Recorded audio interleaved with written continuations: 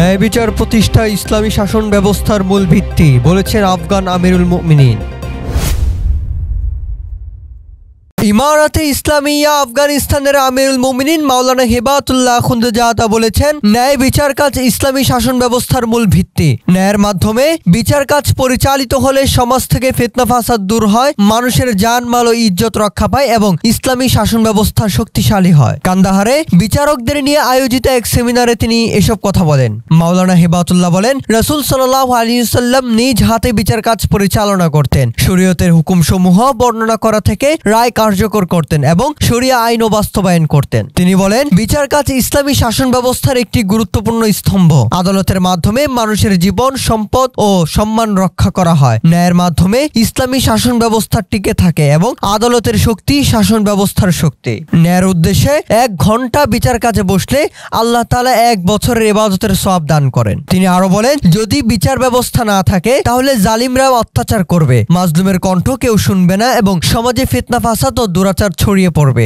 আফগান আমিরুল মুমিনিন বলেন, আল্লাহ তাআলা পৃথিবীতে মানুষের চারিত্রিক ও আমলী সংস্কারের জন্য বিচারকগণকে নিযুক্ত করেছেন। যে বিচারক ন্যায়ের সাথে বিচার কাজ করে সে আল্লাহর কাছে প্রিয় হয় এবং আখিরাতে তার স্থান হবে জান্নাত। ইসলামী শাসন ব্যবস্থার বিচারক ইমামের প্রতিনিধি। ইমামের পক্ষ থেকে তাকে দায়িত্ব ও নীতি প্রদান করা হয়। বিচারকদের উপর বড় দায়িত্ব অর্পিত রয়েছে যাতে ন্যায়ের মাধ্যমে জনগণের ইসলামী শাসন ব্যবস্থার প্রতি আস্থা দৃঢ় হয় এবং অধিকার রক্ষা পায়। তিনি বলেন, এটি আল্লাহর এহসান যে তিনি ইসলামী ও শরিয়া শাসন বাস্তবায়নের সুযোগ করে দিয়েছেন। বর্তমান সময়ে দ্বীন, ইসলাম ও শরিয়াকে পুনরুত্থান করতে ধৈর্য, সহনশীলতা এবং অবিচলতা প্রয়োজন। আলেমগণ ও বিচারকগণ নিজেদের আমল দিয়ে দ্বীন, ইসলাম ও শরিয়াকে মানুষের সামনে তুলে ধরুন। তিনি আরো বলেন, জিহাদের লক্ষ্য বাস্তবায়নে আদালতের ভূমিকা অত্যন্ত গুরুত্বপূর্ণ। আদালত দ্বীন ও ইসলামের পুনরুজাগরণ করবে, ইসলামী আকীদা, শরিয়াহের প্রয়োগ ও ইসলামী চরিত্রের প্রসার ঘটাবে। পুরো শাসন ব্যবস্থা আদালতের পৃষ্ঠপোষকতায় পরিচালিত হবে।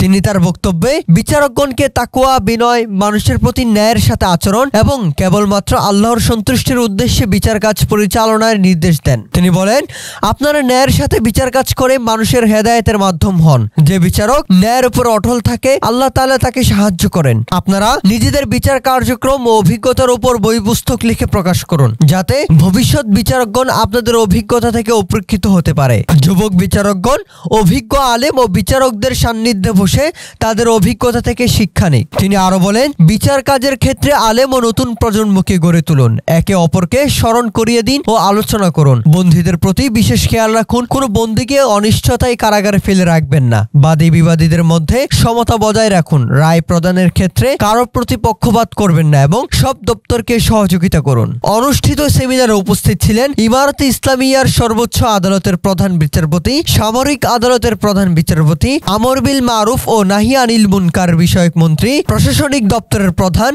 বিজ্ঞান একাডেমির প্রধান, দারুল ইফতার প্রধান, সর্বোচ্চ আদালতের আপিল বিভাগের প্রধানরা, সামরিক ও দেওয়ানি আদালতের বিভিন্ন পর্যায়ের প্রধান ও কাজীরা, জেলা পর্যায়ের কাজী সাহেবগণ ও বিশেষ আদালতের কাজীরা।